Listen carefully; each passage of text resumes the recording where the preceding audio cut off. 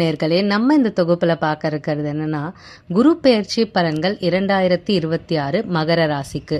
மகர ராசிக்காரர்களின் இது ஒரு பொன்னான காலமாக பார்க்கப்படுகிறது. ஏனென்றால் 7.5 சனி முடிந்த பின் குரு பகவான் கொடுக்கக்கூடிய நல்ல காலம் இது. குரு பகவான் உச்சம் பெறும் கடக ராசிக்குள் சென்று மகர ராசியின் 7ஆம் இடமான கலஸ்திரஸ்தானத்தில் அமர்கிறார். இவர் அங்கே அமர்ந்து ராசியையும் ராசிநாதரையும் பார்க்க போகிறார். அதனால் மகரத்திற்கு இது ஒரு இரட்டிப்பு பலன்களை கொடுக்கக்கூடிய காலமாக அமைகிறது.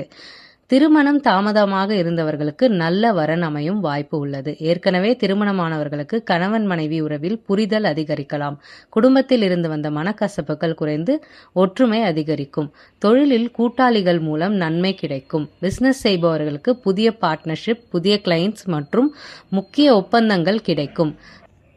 தொழிலில் கூட்டாளிகள் மூலம் நன்மை கிடைக்கும். பிசினஸ் செய்பவர்களுக்கு புதிய பார்ட்னர்ஷிப், புதிய கிளைண்ட்ஸ் மற்றும் முக்கிய ஒப்பந்தங்கள் கிடைக்கும் வாய்ப்பு உள்ளது. குருவின் 7ஆம் இட சஞ்சாரம் காரணமாக பணவரவிலும் முன்னேற்றம் உருவாகும்.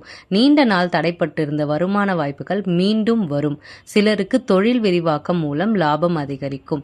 வீடு, வாகனம் மற்றும் குடும்ப வசதிகள் தொடர்பான ஆசைகள் நிறைவேறும் வாய்ப்பு உள்ளது.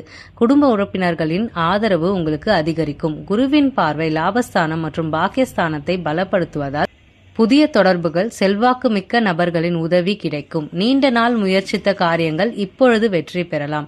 ஆனால் எந்த உறவாக இருந்தாலும் அவசர முடிவுகளை தவிர்க்க வேண்டும். கூட்டு தொழிலில் ஒப்பந்தங்களை கவனமாக படித்து முடிவு எடுப்பது நல்லது தரும்.